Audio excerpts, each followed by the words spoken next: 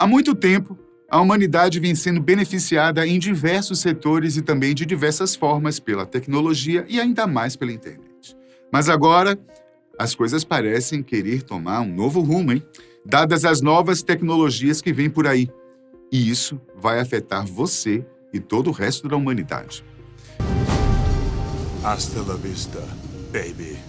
Uma das novidades é a computação quântica, tecnologia que permite muito mais poder e capacidade de processamento aos computadores, além de vários outros recursos interessantes que eu vou falar daqui a pouco. A outra novidade é a inteligência artificial, que recentemente tornou-se acessível ao público desde uma pessoa leiga em informática a profissionais de todos os setores.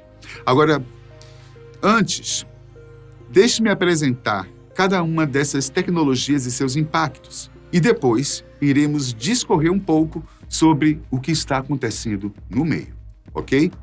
Primeiro, vamos conhecer a computação quântica, o que ela é e qual a diferença entre ela e a computação, digamos, convencional.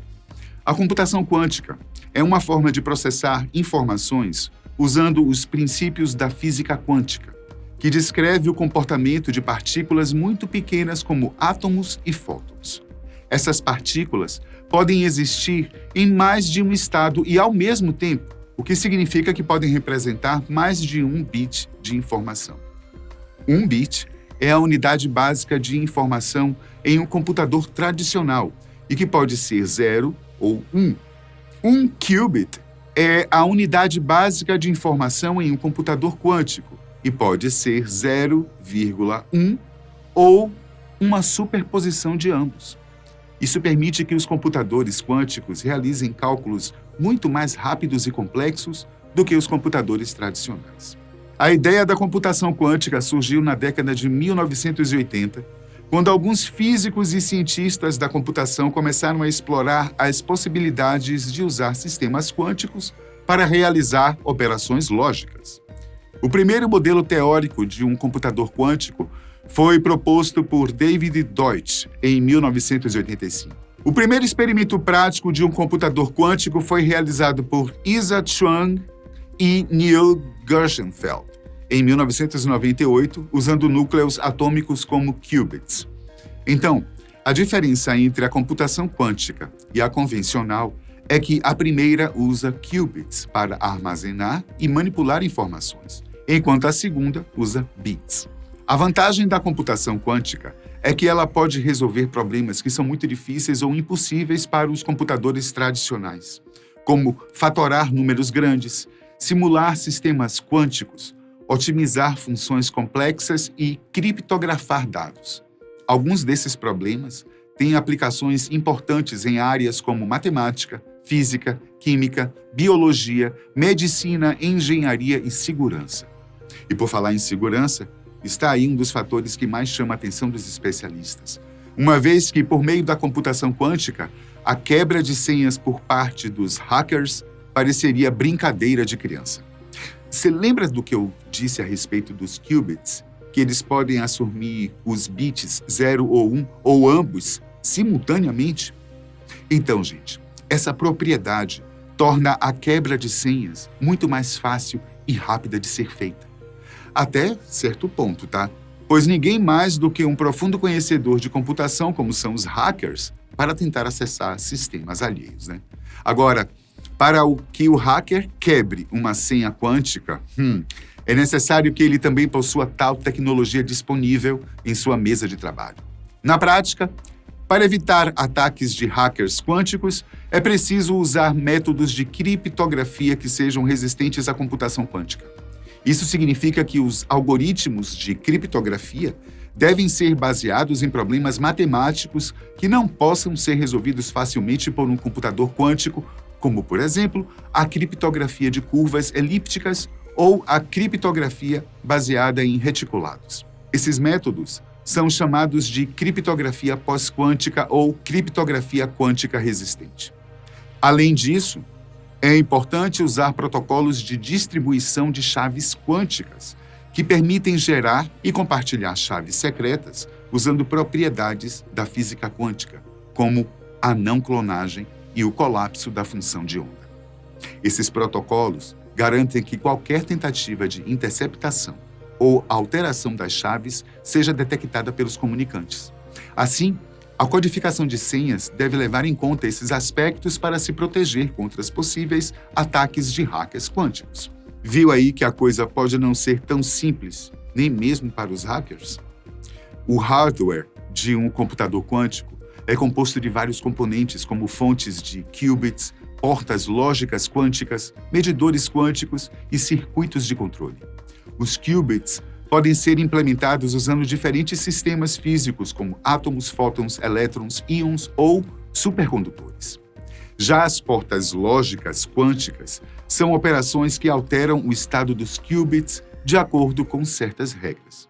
Por sua vez, os medidores quânticos são dispositivos que leem o estado dos qubits após a execução do programa. E, por fim, os circuitos de controle são responsáveis por gerenciar o fluxo das operações e dos sinais entre os componentes.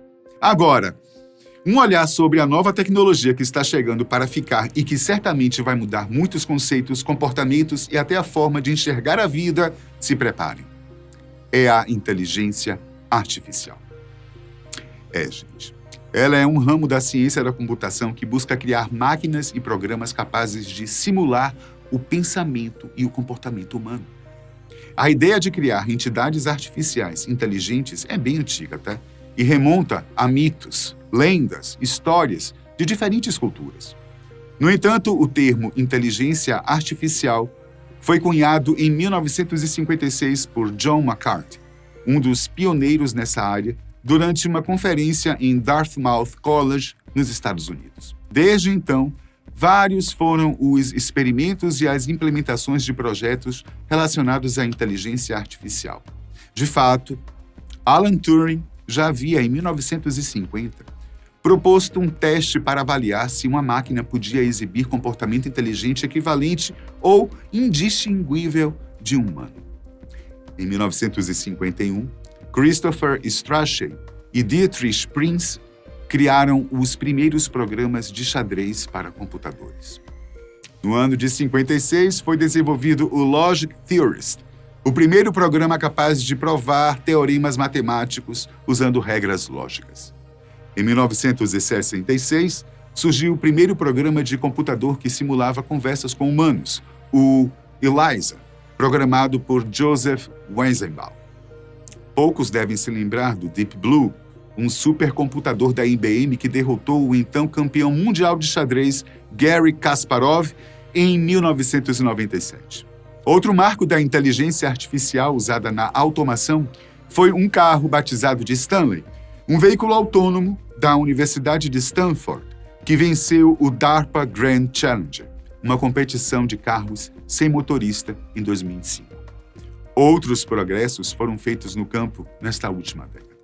A Google adquiriu a DeepMind, uma empresa britânica especializada em aprendizado profundo, uma técnica avançada de aprendizado de máquina. Em 2019, a OpenAI lançou o GPT-2, um dos maiores e mais poderosos modelos de linguagem do mundo, capaz de gerar textos coerentes e convincentes a partir de poucas palavras. O GPT já está em sua versão 4 e vislumbra um horizonte infinito de possibilidades. E não só isso não, tá? Pois, por ser de código aberto, o GPT gerou diversos outros sistemas de inteligência artificial de acesso público. O campo da inteligência artificial promete muito para o futuro. Algumas das áreas que podem se beneficiar com a IA são saúde, educação, segurança, entretenimento, transporte e meio ambiente. Ela pode ainda ajudar a diagnosticar doenças, personalizar o ensino, prevenir crimes, criar arte, melhorar a mobilidade e preservar os recursos naturais. No entanto, a IA também traz desafios e riscos. Alguns dos problemas que precisam ser considerados são a ética, a privacidade, a segurança, a responsabilidade e a inclusão social. A IA deve ser usada para o bem comum e respeitando os direitos humanos. Porém, estamos lidando com uma tecnologia muito nova e que sabemos muito bem. Infelizmente, não será usada somente para o bem, né? Como nenhuma outra tecnologia foi até então.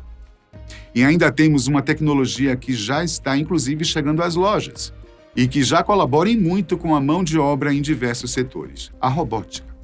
Os robôs já fazem parte do cotidiano não só de indústrias, como também de startups de tecnologia e até mesmo de residências em países de primeiro mundo. Aqui no Brasil mesmo, a gente tem um exemplo capaz que você tem até aí na sua casa. Sabe aquele tipo de robô, sabe, que fica aspirando tudo? É um robô, gente, e ele está fazendo o trabalho ali sozinho.